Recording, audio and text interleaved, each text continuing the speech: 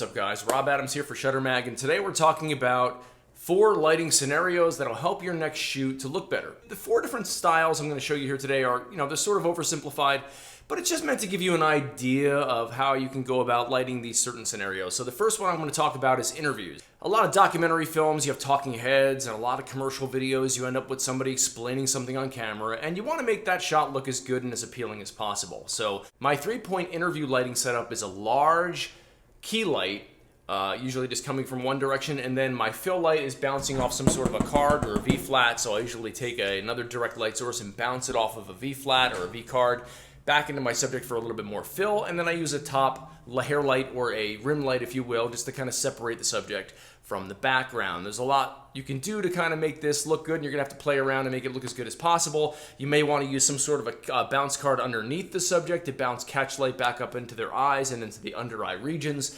You have to play around with it, but if available light, like I'm using right here, a big window in front of me, if that's not available to you and you have to do everything with artificial light, continuous lighting, then a 3-point lighting scenario is going to give you a lot of flexibility.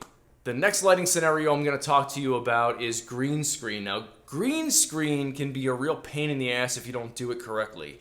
And, it's one thing to plop a green screen behind somebody, throw a bunch of light at it. When you get into post-processing, you get into the actual composite in editing, and it's going to be really tough to get a quality, good-looking key if you don't light it correctly. So my first rule of thumb when it comes to green screening is always light your green screen separately from your subject. So go ahead and get that green screen as evenly lit as possible. You might use 2 or maybe even 3 lights to accomplish this. 2 very large, flat, diffuse light sources, and then 1 coming from the top or the bottom to even things out, because it's really easy to look at a green screen and say, wow, that looks evenly lit, and then you see what the camera sees and there's fall off, and there's spots that are just not going to key out very good. Chances are you're going to use a garbage mask anyway and cut out around your subject and then key out only what you need to, but it's a good idea to light your green screen first. As you can see here, we have Vanessa really far off the green screen. You want to make sure your subject is standing away from the green screen and not directly on it, because we don't want any light transmission. You don't want to have any of the green spilling onto your subject, because then it's just going to key out, especially if you have reflective surfaces like instruments, like guitars and drums, and if it reflects that green, it's going to key out along with it, and it's going to be really tough to make that composite look realistic. So this was the final result with ours. I think it looks pretty good. Make sure you're using some sort of a backlight, a rim light, or a hair light to separate your subject off the background. You can see that there in Vanessa's fro and the hair. So just make sure that you're always lighting your green screen separately from your subject. Use big diffuse light sources. Get as much light in there as you possibly can. The third scenario we're going to talk about is 3/4 dramatic light. This is probably the easiest to create if you have a single light source, whether it's a window or just a very large key light softbox with a grid on it, maybe a beauty dish. You can accomplish this just by aiming it 3/4 into your subject's face or whatever you're trying to light, and then go ahead and kick in some sort of a background light as a kicker, or maybe a rim light on your subject just to separate them from the background. But 3/4 light is very commonly used in a lot of cinematic films, a lot of dramatic scenes, and it's something that can be easily done if you have a very large soft light source.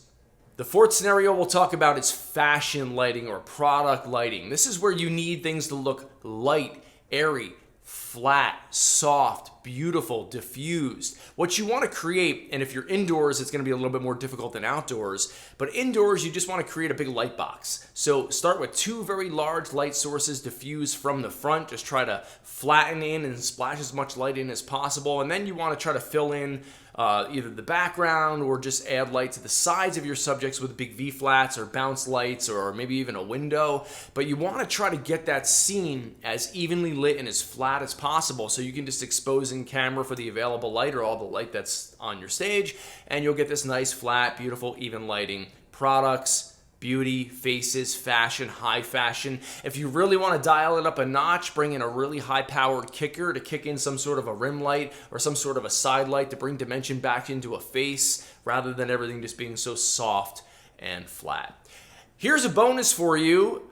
Another tip is you see that coveted orange and teal look in your cinematic films. Make sure if you're trying to achieve this that you're not just doing it in post by turning different elements in your color grading orange and blue, okay? It's more than that. You want to make sure you're lighting your scene with those tones so it's easier to get that look in post-production. If it's a night shot or a darkly, dimly lit scene, make sure you're using blue and orange gels or very cool color temperature lighting with very warm color temperature lighting, and use it in different ways around your scene to help you achieve that orange and teal, very cinematic movie look. So there you go, 4 lighting scenarios, 5 with the bonus there. I hope that helps you out in your next video shoot. I'm Rob Adams for Shutter Mag.